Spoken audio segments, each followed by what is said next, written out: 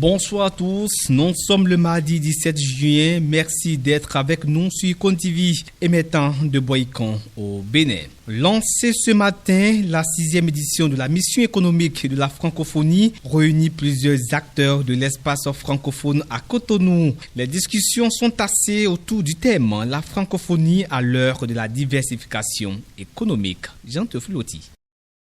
Cette 6e édition de la mission économique de la francophonie est officiellement lancée ce mardi à Cotonou en présence de la secrétaire générale de la francophonie Louise Mukisiwabo et du ministre d'État béninois Abdoulaye Biotchane. La cérémonie d'ouverture marquée par une prestation artistique a été suivie d'une conférence axée sur le thème « La francophonie à l'heure de la diversification économique ». Parmi les intervenants phares, Lionel Zinsou, ancien premier ministre du Bénin, et Michel Oumourongi, directrice des investissements du Rwanda Development Board. Jusqu'au 19 juin, cette mission visera essentiellement à renforcer les partenariats économiques dans l'espace francophone, connecter les entreprises et valoriser les opportunités d'investissement. L'accent sera mis sur les secteurs clés comme l'agro-industrie, le numérique et les industries culturelles et créatives.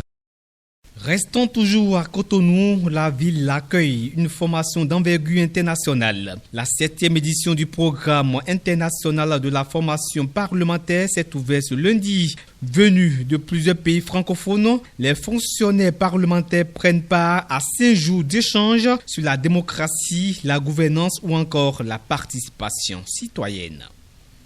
Ouverture à Cotonou ce lundi 16 juin 2025 de la 7e édition du programme international de formation parlementaire. Ouvert par le premier vice-président de l'Assemblée nationale du Bénin, Barthélemy Kassa, les travaux rassemblent des fonctionnaires parlementaires venus de plusieurs pays francophones. Ce programme, fruit du partenariat entre l'Assemblée nationale du Québec et l'Université Laval, vise à renforcer les capacités administratives des parlements. Mariano Goutolou, secrétaire général du Parlement béninois, a salué la tenue de l'événement, tout comme le secrétaire général de l'Assemblée nationale du Québec. Les participants échangeront jusqu'au 20 juin sur les thèmes liés à la gouvernance, la démocratie, la presse, la participation citoyenne et bien d'autres. Cotonou devient ainsi un carrefour de partage d'expériences et de renforcement institutionnel. RFI et France 24, tous deux suspendus pour 3 mois au Togo. L'instance de régulation togolaise justifie cette mesure par des manquements répétés déjà signalés et formellement rappelés en matière d'impartialité, de rigueur et de vérification des faits. Une décision qui intervient dans un contexte où le pays est classé au 121e rang sur 180 dans le classement 2025 de la liberté de la presse de Reporters sans frontières. France 24 et Radio France Internationale ont été ce lundi interdites d'antenne par la HAC pour 3 mois au Togo. Ils sont accusés d'avoir relayé des propos inexacts et tendancieux après des manifestations qui ont secoué le pays au début du mois. Cette suspension vient réduire un peu plus l'espace de diffusion en Afrique de l'Ouest de ces 2 médias publics français suspendus depuis plusieurs années au Mali, Burkina Faso et Niger. 3 pays sahéliens dirigés par des juntes militaires. Cette suspension intervient une dizaine de jours après des manifestations contre le pouvoir qui ont secoué Lomé, la capitale. Début juin, des manifestations lancées sur les réseaux sociaux par des jeunes et des militants de la société civile avaient pour objet de protester contre le régime dirigé par Faure Gnassingbé depuis 2005. Les manifestants s'exprimaient contre des arrestations de voix critiques, la hausse du prix de l'électricité. Les 2 médias ont déclaré lundi soir dans un communiqué conjoint avoir appris avec surprise leur suspension sans préavis malgré un contexte de dialogue pourtant soutenu et constructif avec l'autorité de régulation togolaise. La Guinée a franchi une nouvelle étape dans son processus de transition politique avec la création d'un nouvel organe électoral, la Direction générale des élections. Ce changement important, entériné par décret du président de la transition, le général Mamadi Doumbouya, marque la fin officielle de la Commission électorale nationale indépendante qui, juste là, supervisait les scrutins dans tout le pays.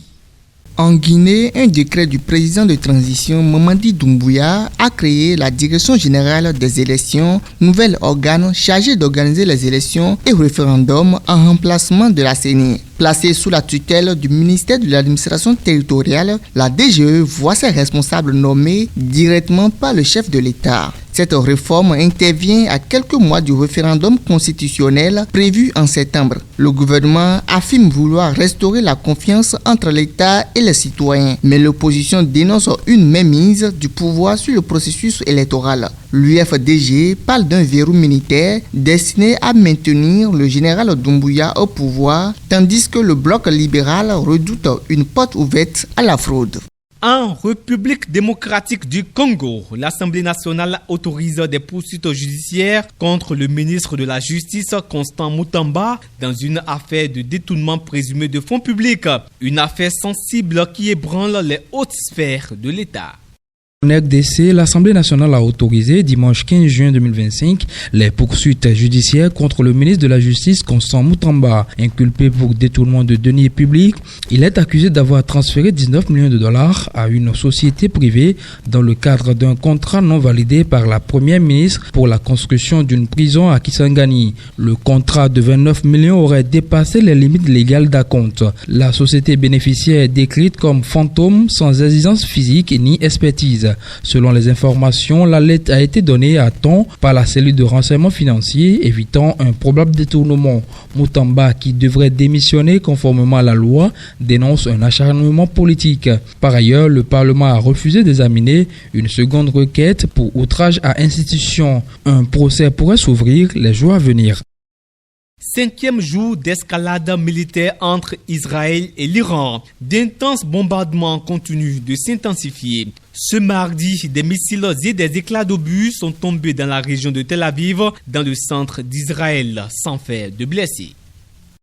Pour la 5e nuit consécutive, les forces armées israéliennes ont continué de tirer des missiles en direction d'Israël. Dans la nuit, les gardiens de la révolution ont annoncé des frappes sans interruption jusqu'à l'aube sur Israël. Côté iranien, de fortes explosions ont été entendues dans la capitale. Ce lundi, l'armée israélienne a bombardé le siège de la télévision d'État iranienne, détruisant une partie du bâtiment. Si Israël divisait des sites nucléaires et des bases militaires, l'Iran accuse Tsahal d'avoir attaqué un hôpital dans l'Ouest ainsi que des zones résidentielles ces derniers jours. Avant de quitter prématurément le sommet du G7 à cause du conflit, Donald Trump a assuré depuis le Canada qu'un accord allait être signé pour mettre fin au conflit. La cité balnéaire accueille ce mercredi la fête du football béninois. Annoncée en grande pompe pour le samedi dernier, la finale de la Ligue professionnelle entre Coton FC et Gdadje FC se jouera au grand bonheur des amoureux du Curon. Un duel qui est très attendu par les populations.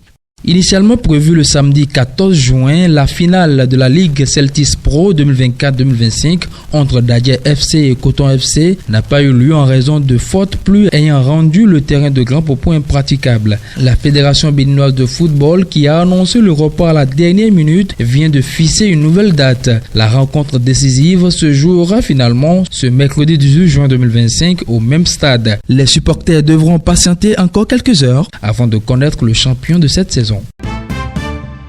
Et cette rencontre sera lancée dans moins de 20 heures, heure béninoise. C'est la fin de ce rendez-vous d'information. À tous et à toutes, merci de l'avoir suivi.